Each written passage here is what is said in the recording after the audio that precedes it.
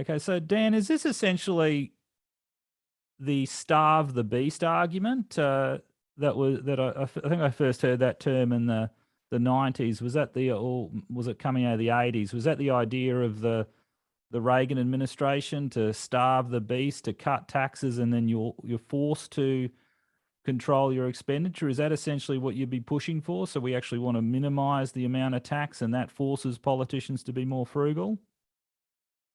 There's no question that among libertarian, conservative-leaning public policy people in the United States, there's been, I wouldn't say 100% agreement with Milton Friedman's proposition that it's always good to cut taxes anywhere, anytime, for any reason.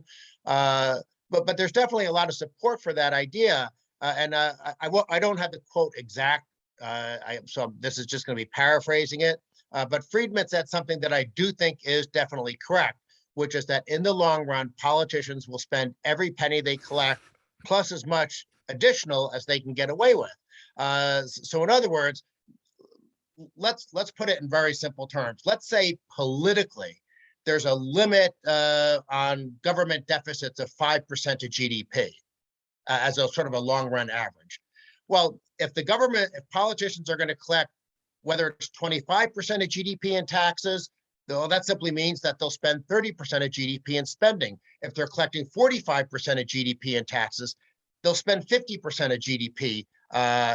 In other words, 45% financed by taxes, 5% financed by borrowing. And I do think in the long run, that is correct. So I think the starve the beast theory does have some merit. Now, interestingly, since you follow some of the academic literature, there's a famous Romer and Romer study that a lot of people cite to say, oh, no, the starve the beast theory isn't true. But if you actually read the study, they say that the theory doesn't hold because politicians, once they cut taxes, within a couple of years, wind up raising taxes, Yeah. which to me is like saying, well, diets don't work because people eventually quit their diet and start overeating again. Well, yes, that's true. So in my mind, what Romer and Romer showed is that starve the beast is good, is credible, not 100% explanatory or anything like that, but does explain a lot, assuming that politicians can somehow have their hands tied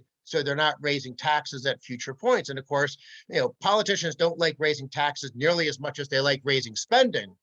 But if they're forced into a choice to either control spending or to raise taxes to finance spending, they'll definitely try to raise taxes. We're seeing that in Washington right now with Biden's so-called Build Back Better scheme.